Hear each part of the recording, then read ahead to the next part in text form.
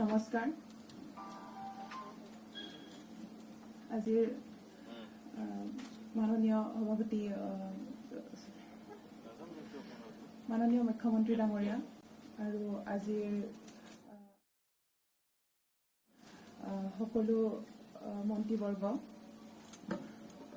আমাৰ chief secretary sir DGP sir আৰু অসম আৰক্ষীৰ সকলো বিষয়ববীয়াসকল আৰু আজিৰ ইয়াৰ অনুষ্ঠানত উপস্থিত সকলো অতিথিবৃন্দক মই ধন্যবাদ জ্ঞাপন কৰিছোঁ। মোৰ বাবে আজিৰ দিনটো বহুত স্মৰণীয় দিন হৈ ৰ'ব, যিহেতু আজি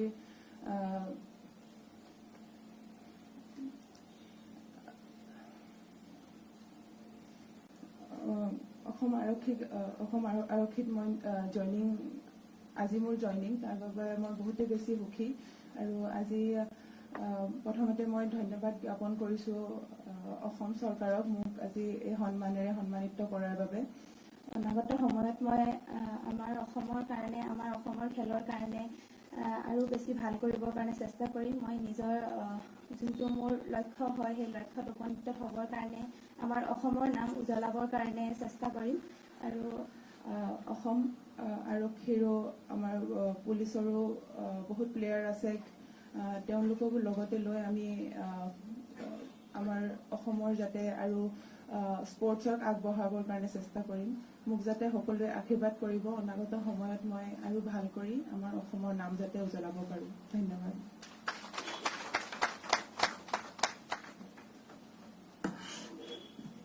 Thank you.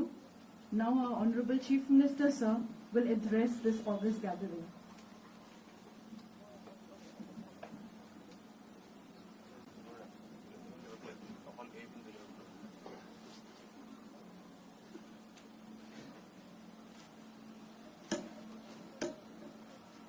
অসম চৰকাৰৰ সন্মানীয় ক্ৰীড়া মন্ত্ৰী বিমল বৰা ডাঙৰীয়া, সন্মানীয় কৃষি মন্ত্ৰী অতুল বৰা ডাঙৰীয়া, হস্ততাঁত শিল্প বিভাগৰ সন্মানীয় মন্ত্ৰী উৰ্খাও গৌৰা ব্ৰহ্ম ডাঙৰীয়া, বন আৰু পৰিৱেশ ৰক্ষা বিভাগৰ মন্ত্ৰী পৰিমল শুক্লবৈদ্য ডাঙৰীয়া, শিক্ষামন্ত্ৰী ৰণোজ পেগু ডাঙৰীয়া, ৰাজহ মন্ত্ৰী যোগেন মহান ডাঙৰীয়া, আমাৰ মাজত উপস্থিত শ্ৰম আৰু নিয়োগ মন্ত্ৰী সঞ্জয় কিষাণ ডাঙৰীয়া, অসম চৰকাৰৰ মুখ্য সচিব বিষ্ণু বৰুৱা ডাঙৰীয়া, ৰাজ্যৰ আৰক্ষী সঞ্চালক প্ৰধান ভাস্কৰজ্যোতি মহন্ত ডাঙৰীয়া, বিশেষ আৰক্ষী সঞ্চালক প্ৰধান জিপি সিং ডাঙৰীয়া, অসম চৰকাৰৰ মহা অধিবক্তা দেৱজিৎ শইকীয়া ডাঙৰীয়া,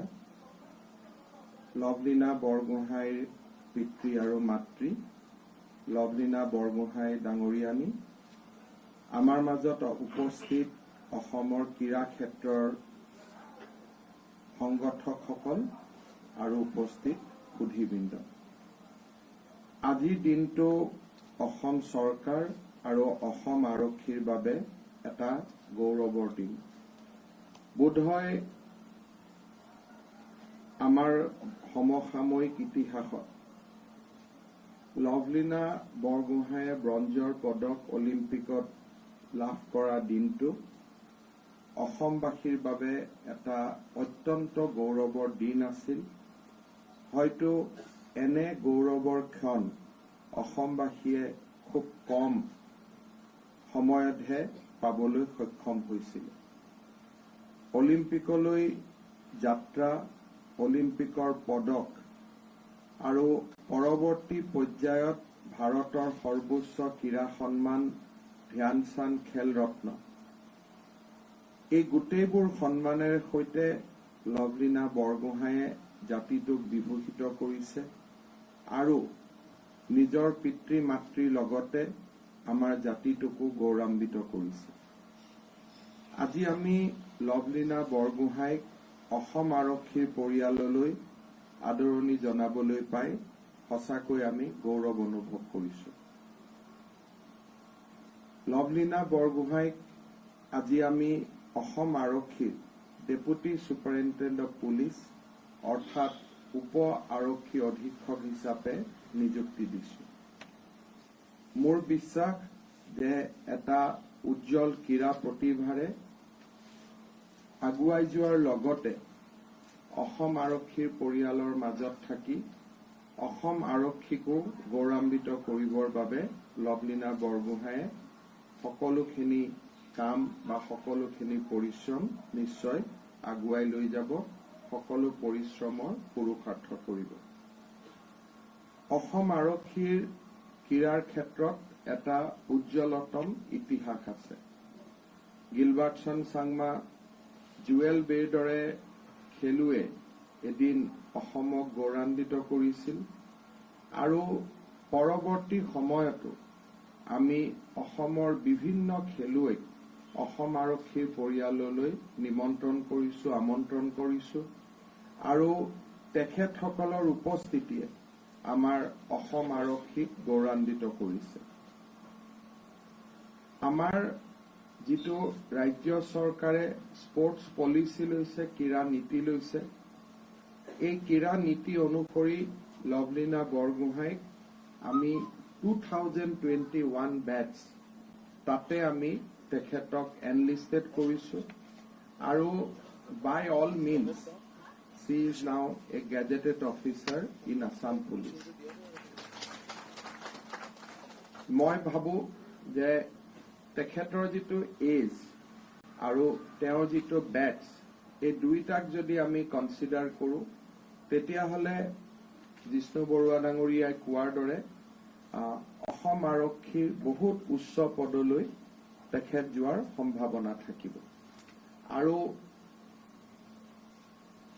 আমি যেতিয়া অসম আৰক্ষীৰ আসাম পুলিচ ছাৰ্ভিচত যেতিয়া আমি তাৰ ভিতৰতে উজ্জ্বলতম অফিচাৰখিনিক আমি IPSলৈকে ৰিকমেণ্ড কৰো, so she will automatically eligible for that also. Only condition কোনোবা এটা সময়ত গ্ৰেজুৱেশ্যনটো কমপ্লিট কৰি ললে ভাল হ'ব। That is the only এটা সৰু ৰোড ব্লক থাকিব। গতিকে মই ভাবো যে খেলাৰ মাজতে 5 বছৰত হওক, 6 বছৰত হওক, 8 বছৰত হওক, 10 বছৰত হওক, কোনোবা এটা সময়ত গ্ৰেজুৱেশ্যনটো কমপ্লিট কৰি ললে মই দেখা পাওঁ যে IPSলৈকে যোৱাৰো সম্ভাৱনা নহয়, এক প্ৰকাৰ ক'ব গ'লে যে 2021 বেটছত যিহেতু খুব কম অফিচাৰ এপইণ্টমেণ্ট হৈছে, so' it may be a very very logical conclusion.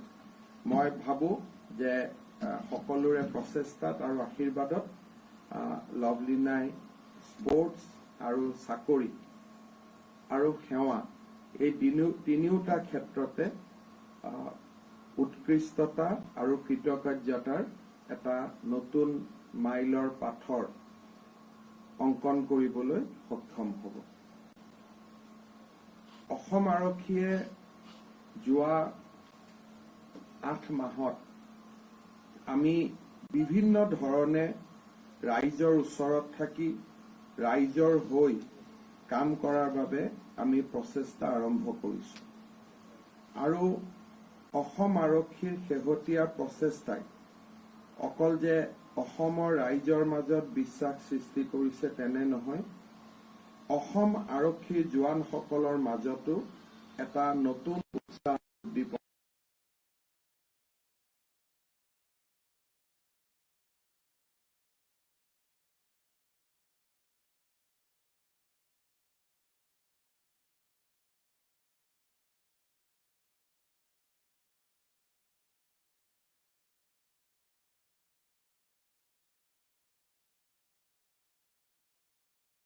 Coffee, सबाय बिमा, थाइबें आरो गोथां मैगं, लाइ, लाफा, मुला, दुन्दिया बायदि गासै बोथोरनि अर्गेनिक मैगं थाइगंखौ मोननो हायो।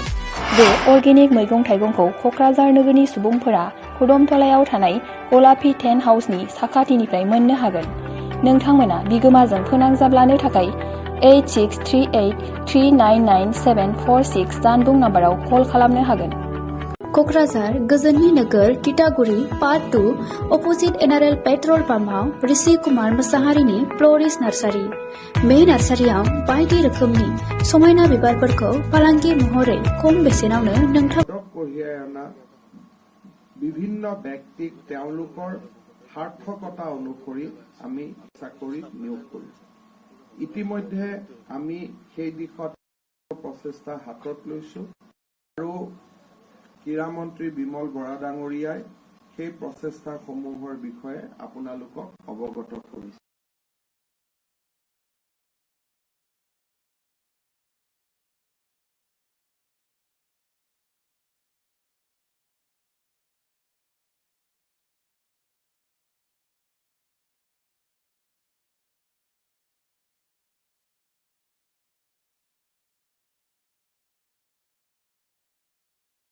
য'ত উপনীত হ'ব পাৰোঁ, ক্ৰীড়াৰ জৰিয়তে আমি একেটা পথতে উপনীত হ'ব পাৰোঁ।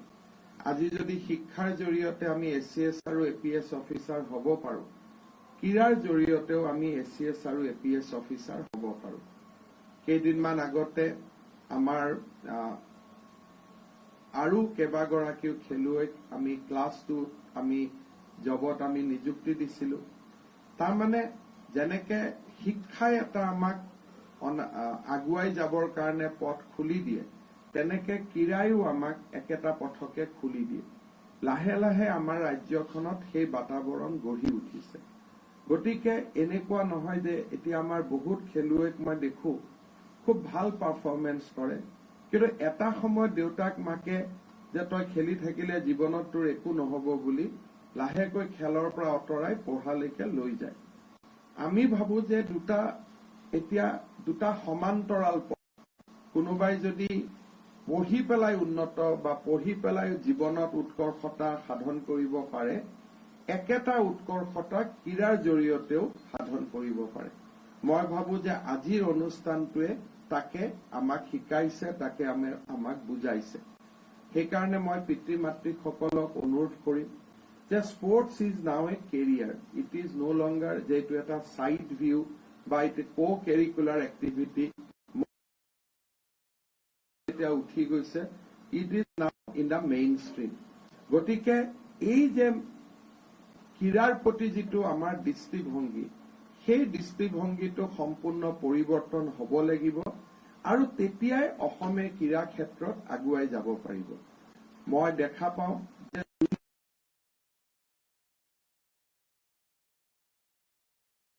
যে যাব নোৱাৰো, কাৰণ ঘৰত যিটো পিয়াৰ প্ৰেছাৰ আৰম্ভ হয় যে তোৰ মেট্ৰিক আছে, মেট্ৰিকৰ কাৰণে পঢ়, হায়াৰ ছেকেণ্ডেৰী আছে, হায়াৰ ছেকেণ্ডেৰীৰ কাৰণে পঢ়।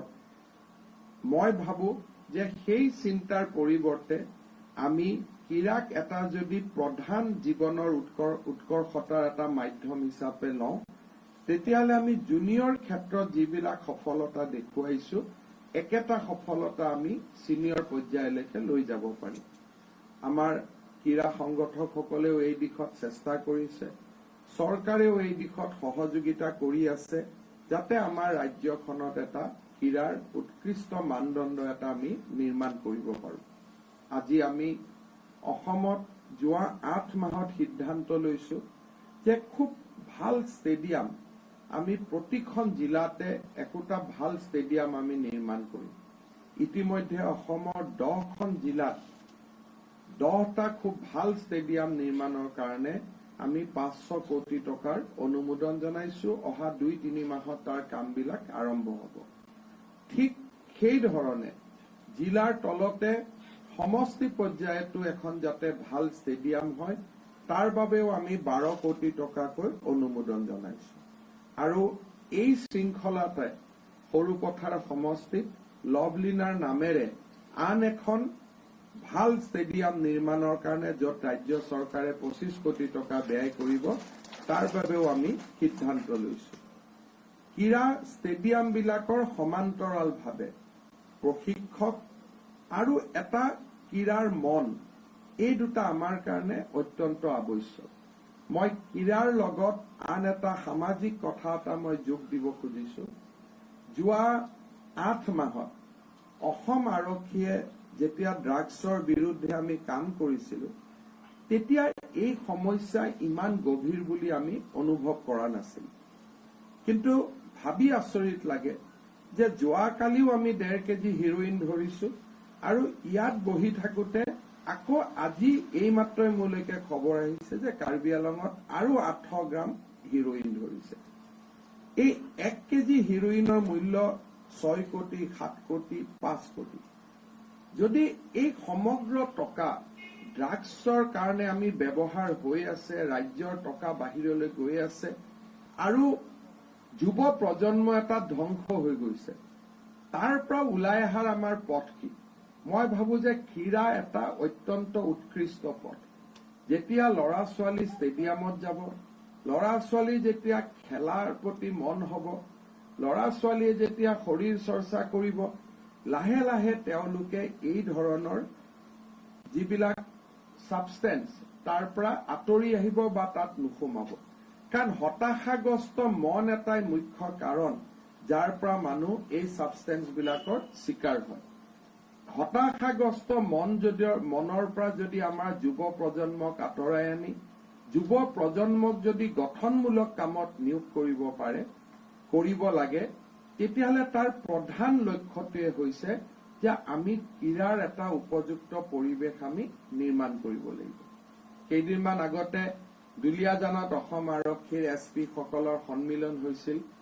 তাত আমি সিদ্ধান্ত লৈছো যে প্ৰত্যেকটো থানাই এটা ফুটবল টিম নিৰ্মাণ কৰিব, প্ৰত্যেকটো থানাই এটা ভলীবল টিম নিৰ্মাণ কৰিব আৰু থানাৰ OC সকলে ক্ৰাইম কণ্ট্ৰলৰ লগতে আমি একোটা আমাৰ ফুটবল টিম থাকিব, আমাৰ একোটা ভলীবল টিম থাকিব আৰু ইণ্টাৰ থানা আমাৰ কম্পিটিশ্যন হ'ব, য'ত নেকি ষ্টেটখনৰ SPয়ে আটাইতকৈ লিড ৰোল ল'ব। তাৰ পিছত ডিষ্ট্ৰিক্ট পুলিচ ৱাইজ আমাৰ কম্পিটিশ্যন হ'ব, য'ত নেকি আমাৰ আৰক্ষী হেডকোৱাৰ্টাৰে ইনিচিয়েটিভ ল'ব। পুলিচৰ কনিষ্টবল বিলাক ইয়াতে নেখেলে, ইয়াত সেই থানা এৰিয়াৰ যুৱ প্ৰজন্মটোকহে আমি খেলুৱাম, অৰ্থাৎ যুৱ প্ৰজন্মটোক যাতে আমি খেলাৰ লগত জড়িত কৰিব পাৰো।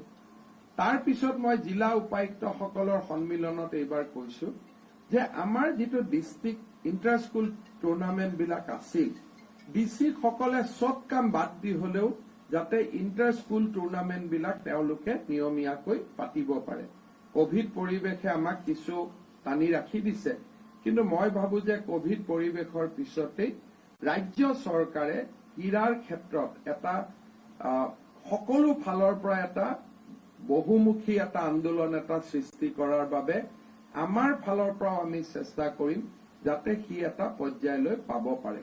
অসম আৰক্ষীৰ ৰিক্ৰুটমেণ্টতো আমি স্পৰ্টছক বহুতখিনি প্ৰাধান্য দিছো আৰু লাহে লাহে আন বিভাগসমূহৰ ৰিক্ৰুটমেণ্টতো স্পৰ্টছৰ এটা বহুত বেছি কণ্ট্ৰিবিউশ্যন থাকিব।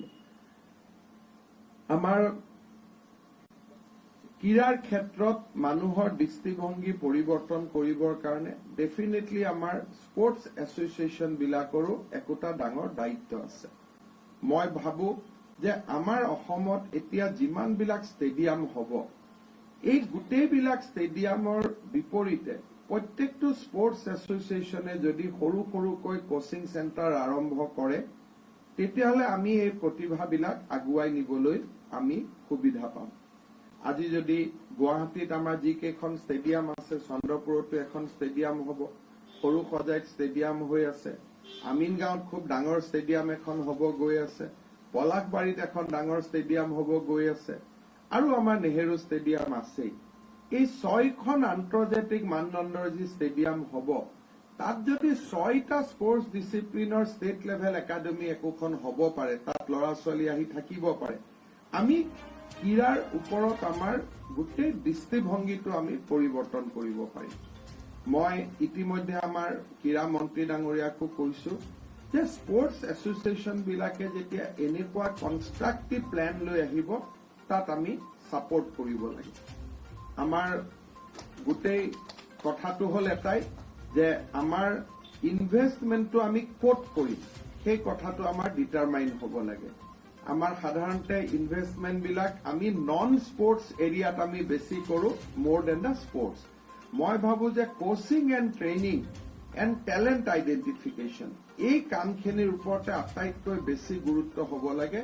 কাৰণ আজি অসমত যিখিনি আমি ক্ৰীড়া প্ৰতিভা দেখিছো, তাৰ গোটেই গুৰিতে আছিলে যে কোনোবা নহয় কোনোবা কোচে এটা খুব সঠিক সময়ত এই টেলেণ্টবিলাক আইডেণ্টিফাই কৰিব পাৰিছিল।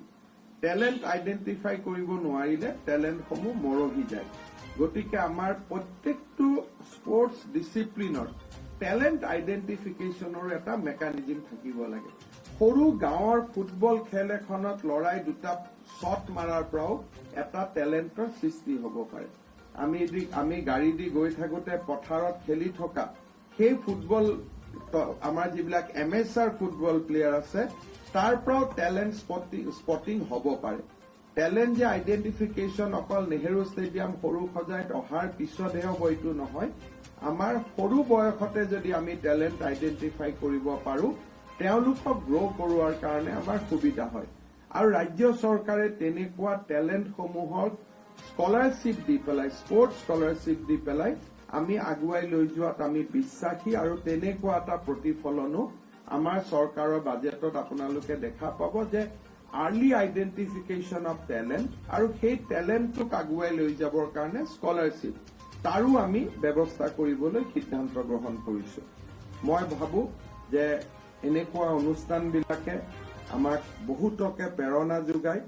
যোৱা 8 মাহত মই দেখিছো বহুত ল'ৰা ছোৱালীয়ে নতুনকৈ খেতি কৰিছে। সুধিলে কয় যে গৰু খুটি আমাক প্ৰেৰণা দিছে। ঠিক তেনেকে কেইদিনমান আগতে মই ফাঁচী বজাৰত আমাৰ যিখন জেল আছিলে জেলত আমি এটা বোটানিকেল পাৰ্ক বনাইছো। সেই বোটানিকেল পাৰ্কখন মই উদ্বোধন কৰিব গৈছিলো। গোটেই মহিলাবিলাকে মোক ধৰি কলে, ছাৰ পাৰ্কটো ঠিকে আছে, পাৰ্ক বনাইছে, কিন্তু এটা ষ্টেডিয়াম বনাই দিয়ক। মই বোলো ষ্টেডিয়াম কিয়? সাধাৰণতে ফাঁচী বজাৰ আৰু ষ্টেডিয়ামটো নিমিলে। তেতিয়া আমাৰ যিটো ধাৰণা আছে, কিন্তু কেনেকে ব্যৱসায়িক পৰিয়ালৰ মাজতো কেনেকে পৰিৱৰ্তন হৈছে। মোক মহিলা কেইগৰাকীয়ে কৈছে যে আমাৰ ল'ৰা ছোৱালীয়ে বিজনেছ কৰি কি পাব, লভলীনা হবতো নোৱাৰে, খেলিহে লভলীনা হব পাৰিব। তাৰমানে একোটা সৰু অথচ লভলীনাৰ কৃতিত্বটো ব্যক্তিগত কৃতিত্ব। আমি হয়তো ক'ব পাৰো যে this is just A individual achievement, but C the impact. একোটা ইণ্ডিভিজুৱেল এচিভমেণ্টে জাতিটোক কিমান প্ৰেৰণা যোগাব পাৰে। এই অনুষ্ঠানবিলাক আমি সেইকাৰণেই কৰো যাতে ইয়াৰ খবৰ, ইয়াৰ প্ৰচাৰ, ইয়াৰ প্ৰসাৰে আৰু বহুজনক লভলীনা বৰগোহাঁই হবলৈ অনুপ্ৰাণিত কৰে। মই লভলীনাৰ দেউতাকৰ কথাও মোৰ মনত আছে। মোক যেতিয়া লগ কৰিব আহিছিল তেতিয়া কৈছিল, ছাৰ লভলীনাৰটো হৈ যাব, কিন্তু বাকী ল'ৰা ছোৱালীও যাতে আগবাঢ়িব পাৰে তাৰ কাৰণে আপুনি ব্যৱস্থা কৰিব লাগে। দেউতাকে মোক আহি প্ৰথম দিনা মোক লগ পাওঁতে এই কথা কেইষাৰে কৈছিল আৰু মোৰ আজিও মনত আছে। এই অনুষ্ঠানবিলাকে আমাক প্ৰেৰণা দিয়ে, বহুজনক প্ৰেৰণা যোগায়। মই পুনৰবাৰ লভলীনাক কৃতজ্ঞতা জনাইছো, ধন্যবাদ জনাইছো। গুৱাহাটীৰ কোনোবা এটা ৰাস্তাও লভলীনাৰ নামত আমি কোনোবা দিনাখন আমি দিম, তাৰ বাবেও আমাৰ কাম চলি আছে। আমি লভলীনাক চাকৰি যি দৰমহা পাব, তাৰ ওপৰত আমি মাহেকী 1 লাখ টকাকৈ আমি দিব খুজিছো যাতে কোচিং চলি থাকিব পাৰে। আৰু কেইদিনমান আগতে লভলীনাই মোক কোৱাৰ দৰে যে যদি পাটিয়ালাত নাথাকি গুৱাহাটীতে ট্ৰেইনিং কৰিবলগীয়া হয়, গুৱাহাটীতে যাতে এজন আন্তৰ্জাতিক মানদণ্ডৰ আমি কোচ আমি ইয়াতে আনি থাকিব পাৰো, তাইক নেক্সট অলিম্পিকৰ বাবে প্ৰিপেয়াৰ কৰাৰ কাৰণে। এই গোটেইবোৰ ব্যৱস্থা আমি ল'ম। লভলীনাৰ জাৰ্ণিত বা লভলীনাৰ যাত্ৰাত অসমৰ 3 কোটি মানুহ সহযাত্ৰী হৈ ৰব। পুনৰ এবাৰ সকলোৰে হৈ লভলীনাক আশীৰ্বাদ, শুভেচ্ছা জনাই অসম আৰক্ষীক ধন্যবাদ জনাই মই মোৰ বক্তব্যৰ সামৰণি মাৰিছো।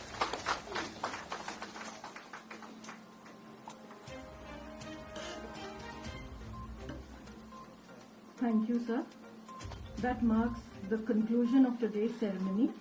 We thank our Honorable Chief Minister, sir, for gracing this occasion. We also thank our Honorable Ministers, other invited dignitaries, Lovelina, her family members, and friends from the media for being part of this event.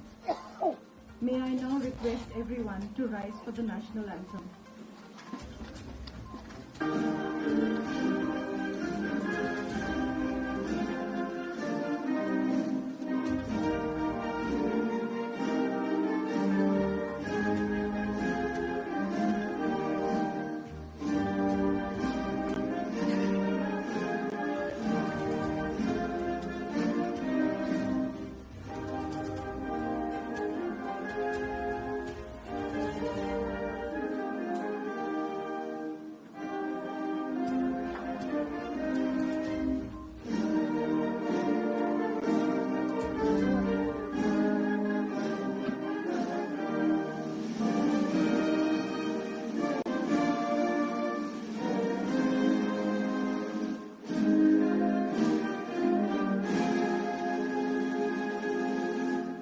मोनसे गोजोनथाव खौरां दावबायारि नोंथांमोननि थाखाय बेखेवबाय बाक्सा जिल्लानि सिङाव थानाय मानास national पार्कआव समायना रबिना कटेजखौ।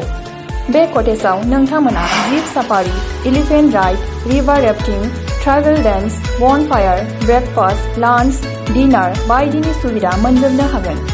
रुम बुकिं खालामनो थाखाय कन्टेक्ट खालामनो हागोन नैबे नाम्बाराव 9365060394 7099613280. The Robina Cottage Resort in Manas has been opened for you.